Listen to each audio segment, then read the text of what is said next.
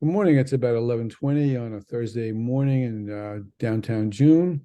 And here I am, Dr. Richard Bernardo, the editor-in-chief of the Long Island Journal for Leadership and Instruction.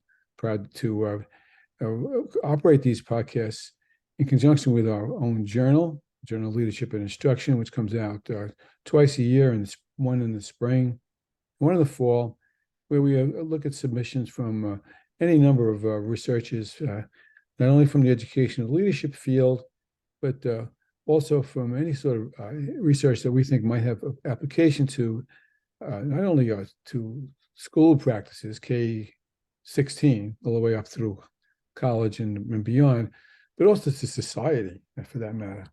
And in certain senses, I think that you'll see the conversation I'm going to have with my guest is Molly Healy, is an example of where I'm taking you on this particular account. I'm proud to have her do this, and I'm very pleased to have you with me, Molly. And Molly, tell us a little bit about yourself, and then we'll take it from there. Sure. So hello, I'm Molly Healy. I'm a recent graduate of Elon University. I have a degree in journalism, studied international global studies, as well as diversity and representation within media. I am from New Jersey originally. I'm actually calling from Long Island today, because I'm visiting my grandparents who live on Long Island. So hailing from Long Island as well. I did research about Chinese representation within SNL, Saturday Night Live, if you've ever seen it. Just looking at how the hosts are represented and what characters are used in it and what that says about how we see Chinese people in media. But you didn't find anything, did you? Nothing conclusive, but it definitely we saw trends. Such as? So there was a lot of different trends that each of the hosts kind of represented. So one of the interesting ones was with the women. There's this classic trend called the hair streak Asian, not my words. And it's this idea of an Asian woman who is rebelling against her ethnicity in a way of westernizing herself. So putting a streak in her hair, and she's really abrasive and fights against society. And it's this way of saying, oh, she's so different. And so we saw that with Lucy Liu as well as Awkwafina. And it's covert things like that were the main things I saw within the research, which you see in different media forms, but specifically we saw it in SNL. Hair streak. I thought you said hair string for a minute. I said to myself, I can't picture what that's about. So the themes that have emerged, well, let's think about it from two different sides of the telescope for a moment. This question just occurred to me. So the themes that emerge was how they are portrayed by how the show, the produced to have intent to have them portrayed, and it's also a matter too of how the actors respond to how they think they need to be portrayed. Mhm. Yeah. So I think that you saw a big difference within Jackie Chan and Lucy Liu, who were I think it was 1999 and 2000 respectively. And then Aquafina and Simu Liu were both 2021, I think 2022 as well. And the difference is Aquafina and Simu Liu, Bowen Yang, who's the first Asian cast member, was a writer at the time. And so he was like in the room and helping them create content, was there like in the editing process all the way through. Whereas Aquafina and Jackie Chan, there was no people of Asian descent. I'm pretty sure there definitely wasn't any Chinese representation on the show, within the writers' room and all of that. And so there was a difference in like who's actually in the room when you're editing and writing these scripts. And I saw a big difference between, the time passages. Sure, you could chalk it up to that, but I mean, in Lucy Liu's opening monologue, it was just the most explicitly stereotyped thing I've ever seen in my life. And it was on purpose. On purpose. It was supposed to be satirical. But it's the kind of thing where who's really that humor for? And like, if there was a Chinese person in the room when they were writing that, would they be like, this is so tired, why are we using this? Or would they be like, oh, yes, that's funny? And I think that you see a difference when you look at the recent SNLs, even just how they use Bowen Yang week to week. Like, he's not in the satirical role. He said in an interview, I don't want to be the token Asian cast member. And I think you see a difference in the roles that not only he plays, but like Simu Liu and Aquafina when they were on the show, they weren't as much really in very many stereotypical satirical roles. A lot of times they were just a regular character, which is a big difference. Yeah, I'm just trying to figure out. First of all, you're saying there's only four actors across the whole 50, 48, 50 years of SNL. Yeah, only I will say four Chinese actors. So this is actually when I first started my research. I originally wanted to do Asian people on SNL, but there's technically seven, and it gets into a interesting thing for research. So there's technically seven, but a couple people are like Asian descent, a couple people are like Filipino. And so as I was doing my research, I was like, oh, I don't really think it's fair to say like Asian people as a whole and like Kumail Nanjiani versus Jackie Chan. That's very different backgrounds and stereotypes and everything associated with it. And so there's seven people total, which is still not a lot. But for the purposes of my research, I did the four Chinese, whether they're Chinese Canadian, Chinese like Jackie Chan, or Chinese American. Right. So you wouldn't have I don't think your research went there enough. So you may want to just speculate, to the extent that you feel like you have the right to, about whether the editorial intention of the producers out of SNL had an opinion about how these portrayals should take place, or whether it was all a matter of just the way the script read. Whatever they thought was funny, they tried to get it in front of people. I think, yeah, it's probably the latter. Obviously, I'm not in the writing room, so I don't know. I do think that you see a lot more now. I can tell like when SNL is trying to be more responsible, I guess, with like the writing and the characters that people are playing. And I think you see that a lot with Bowen Yang, probably because he's in the writing room of, you don't really see him playing very many satirical characters. And I think that's very intentional. A, because I don't think it's the humor of popular society anymore, but as well, I think that there's also been a reckoning within media of how we're portraying people and the fact that that's influencing stereotypes within the general population. And so I definitely, from a viewership point, I think I've seen them take on more responsibility and just be more responsible about the roles that people play.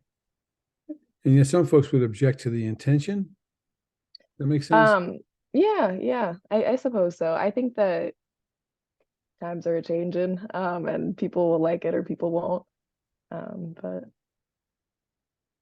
Well, that's I mean, both neither one of us is experts on this, except that we have eyes and we can kind of see what's going on in the world out there. Not only us. I don't think we can say that SNL is a microcosm of American society. Maybe we can. I just that's a great question. Is SNL a microcosm of what's going on in the world out there? I like to say that SNL, it's like a two-way mirror. So SNL like mirrors the society and tries to capture, what's funny. You see this a lot now where people don't really think that SNL is funny because it's a lot of kind of internet humor nowadays, which is what a lot of the kids and a lot of Gen Z find funny. And so they've started thinking it's more funny.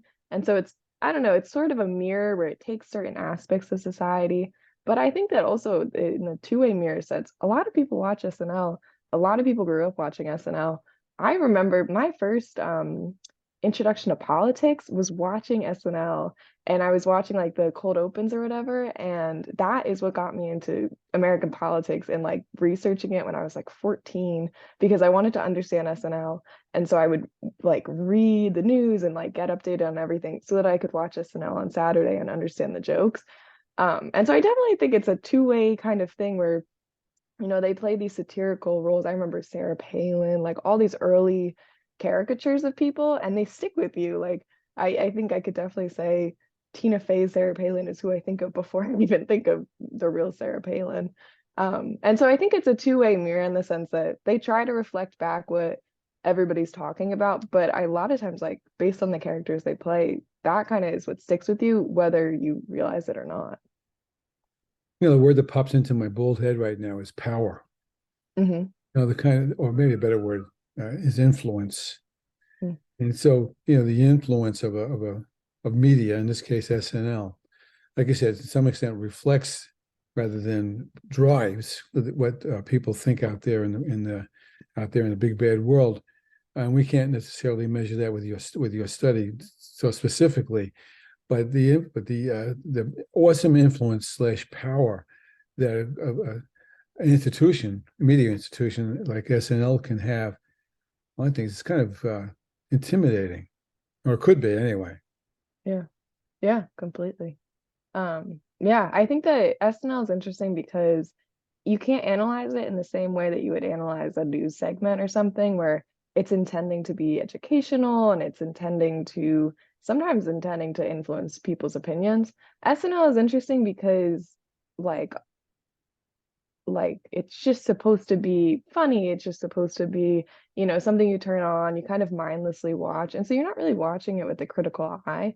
And so I think it's an interesting thing to analyze because there are a lot of, subliminal things and the way that they play characters. And it doesn't always mean that SNL is intentionally playing certain people as this or chalking up people as this. But it's interesting because it might be unintentional on both ends of, we're just watching this and taking it in and adding that to our memory bank, and they're just making content that's going to sell, that's going to make people laugh.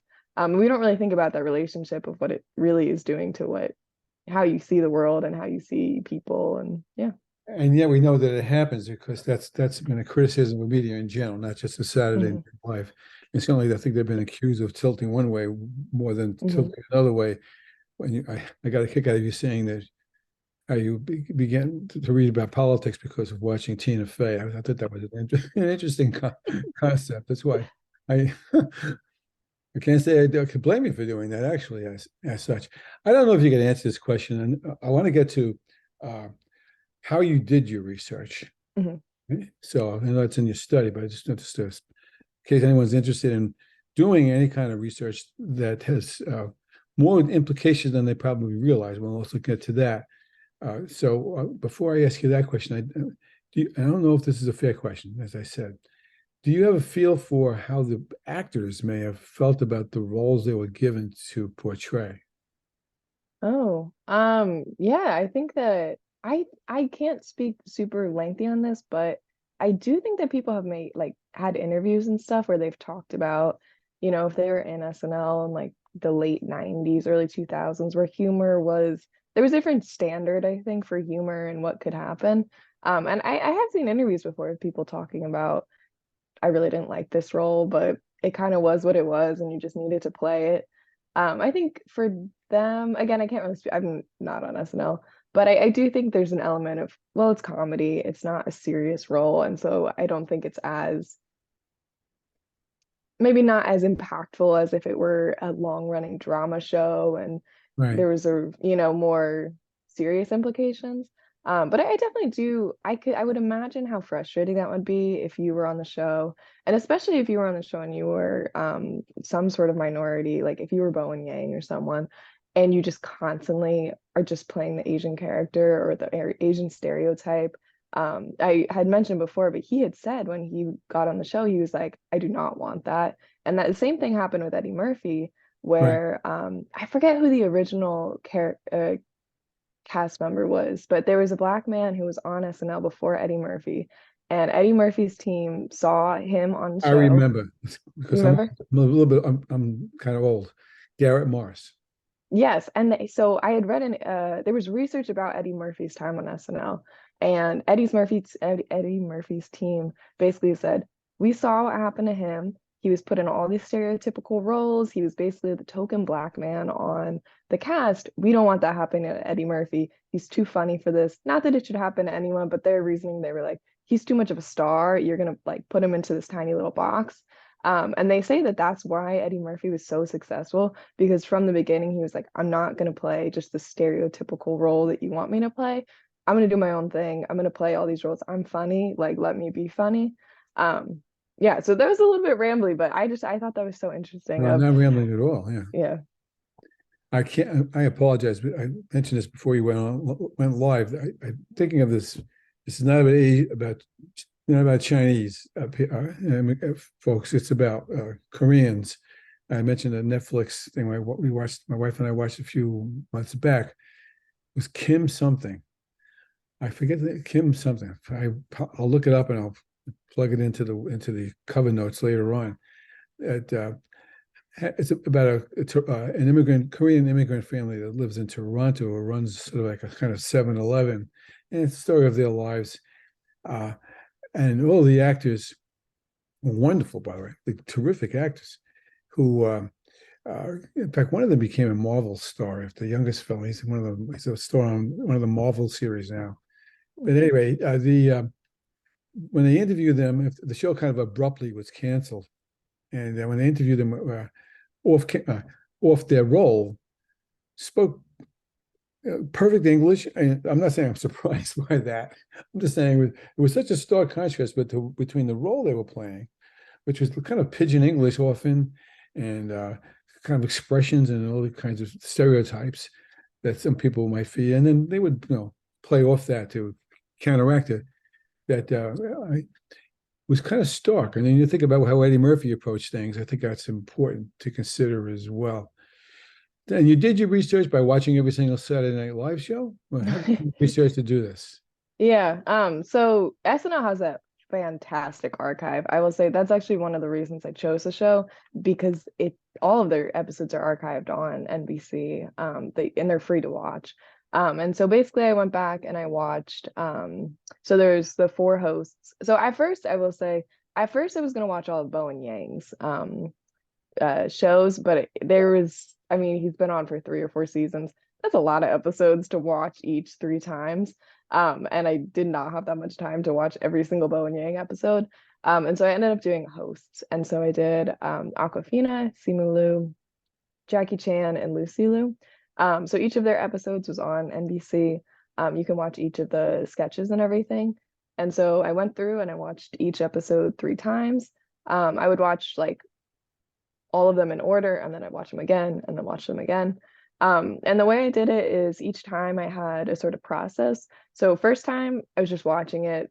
I wrote down a couple notes of, oh, I noticed this, oh, I noticed this, but nothing, just general reactions.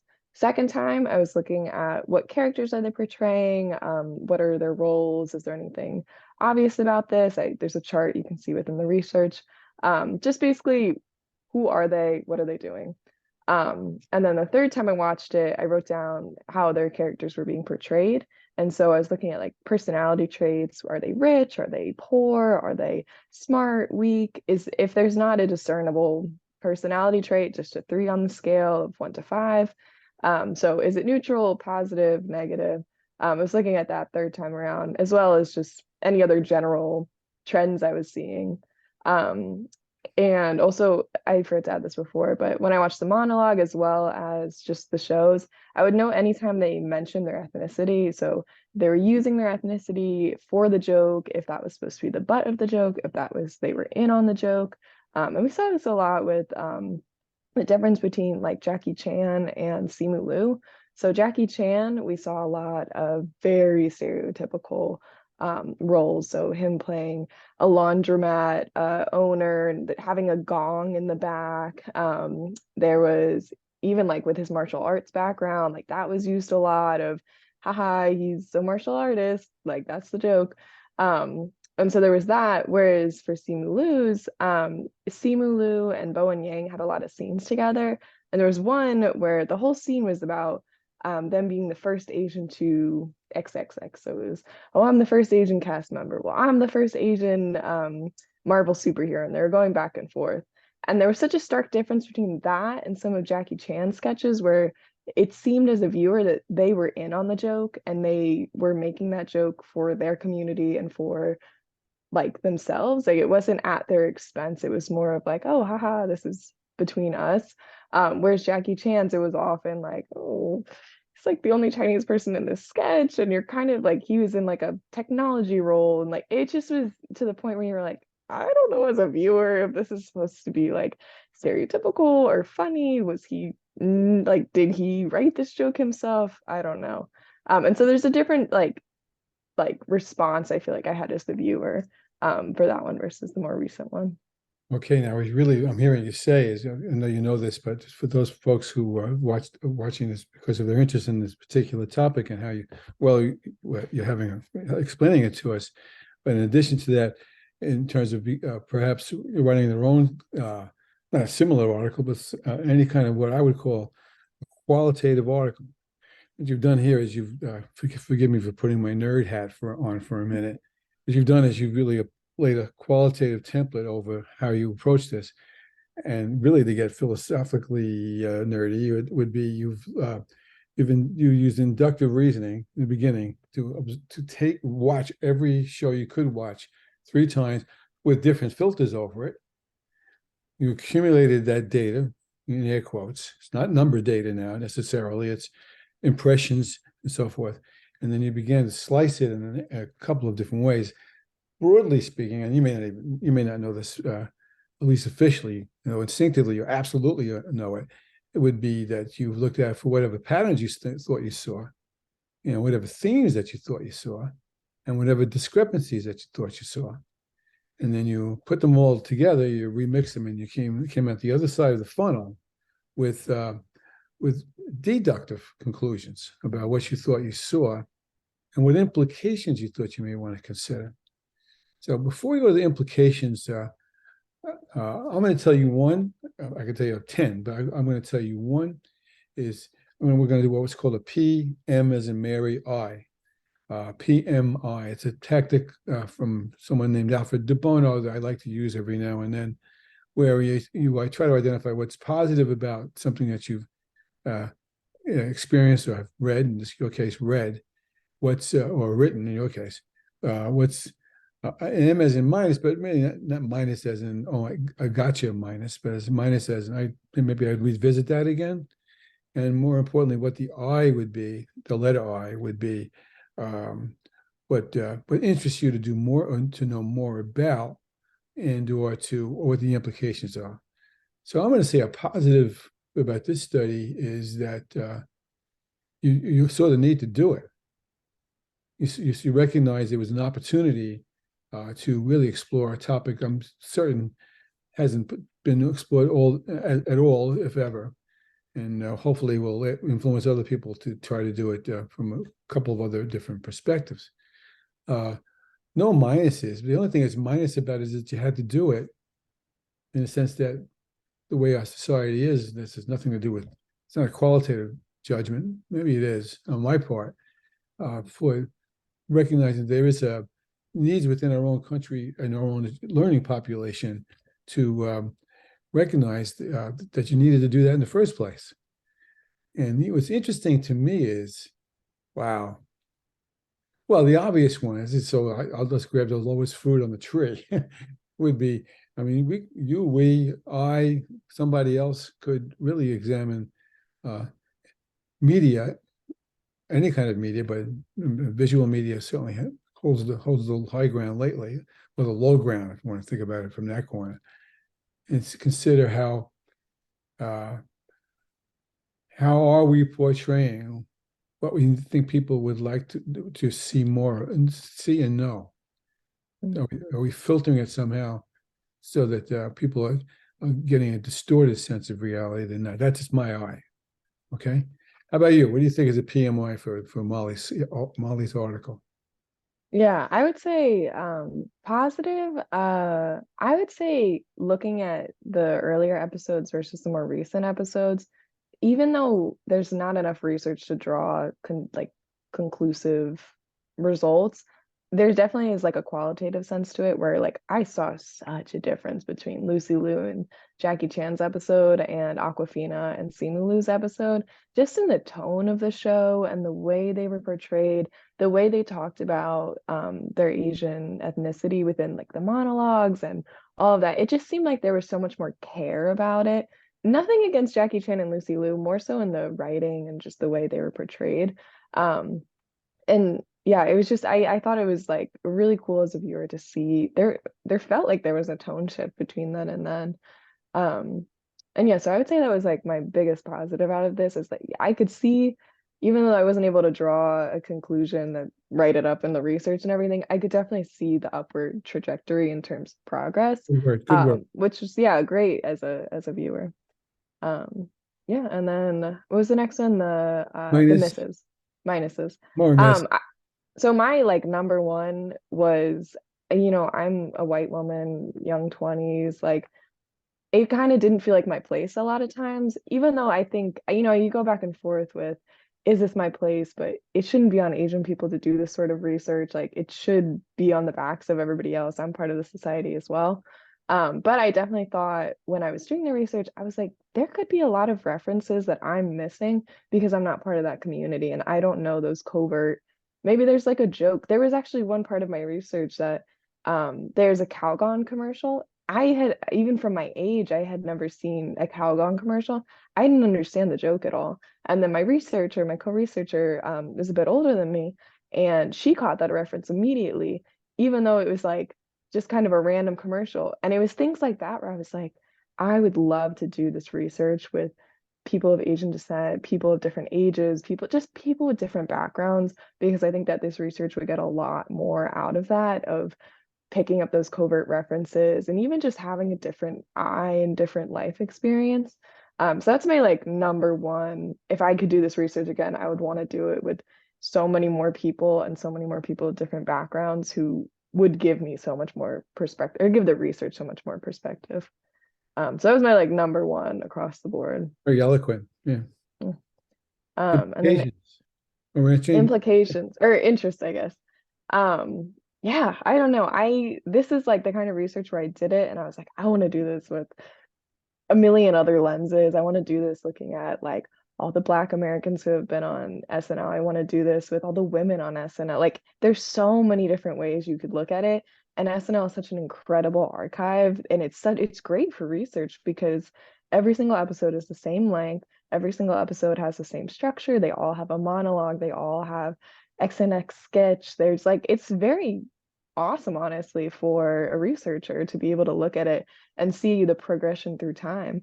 Also, with having Lorne Michaels having been the same creative director for pretty much the entire show, minus a couple years, that's also awesome because then as a researcher, it's like such a great sample because there's no leadership change. It's pretty much the same group. And you're just kind of looking at this like one specific uh, thing. And so, yeah, I would love to be able to do this research with a million different lenses. I'd love to look at all of Bowen Yang's episodes if I ever had the time. There's like a million ways you could do this research because SNL is such an awesome archive.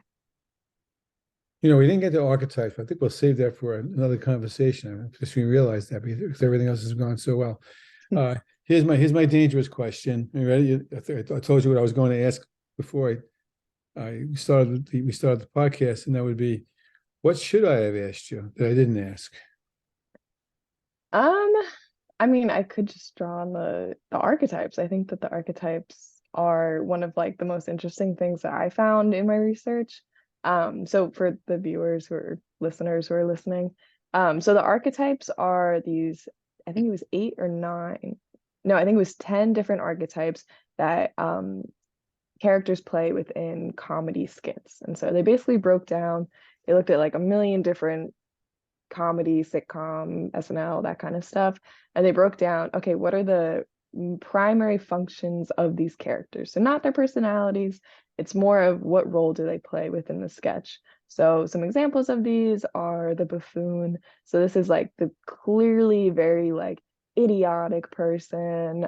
They're kind of insane. They're kind of off the wall. You don't know what they're gonna do. They're kind of the joke of the entire sketch. And so like think like Chris Farley, like physical comedy, that kind of stuff. And then you have the anchor, which the anchor was a huge part of my research.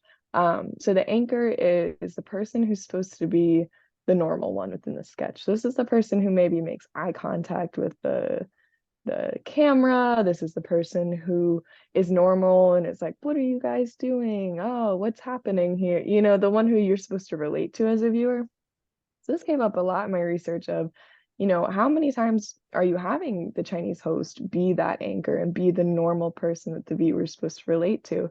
Because if they're never it, then they're on the screen, but what role are they playing and is the viewer actually relating to them? Because if you're always playing the buffoon, if you're always playing more of a caricature, then I don't know, it changes the way that someone's represented. It changes the way that the viewer sees them.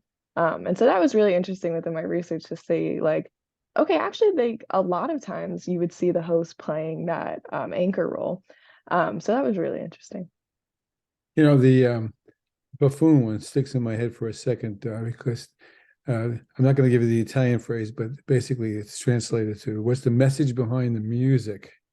Mm, And what you just said about the buffoon says more about Saturday. It doesn't say, says certainly about the Saturday night decision making, editorial processes, but it also speaks to all of how we present and respond to information and media.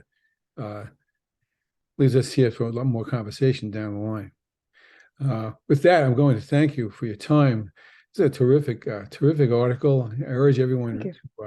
to give it a look on the either on the website or in the print journal if you have access to that through any number of sources for that. If not, just give me an email at rbernardo@gmail.com. It will be on the show notes as such. I'll be happy to respond. If you have any questions that you'd like to respond to or comments, email that to me as well, and perhaps I'll be able to share that with Molly, and we'll see what may evolve out of this. That's the whole idea of this, as well as the idea that we're glad to have Molly on as an example of great research, and as a model for recognizing that so many opportunities for you, whoever you are, to pursue the research that interests you, because almost always have implications for leadership. And with that, I thank you, Molly. Thanks so much. Yeah, thank you very much. Glad to be here. Glad to talk. It was great. Thank you so much.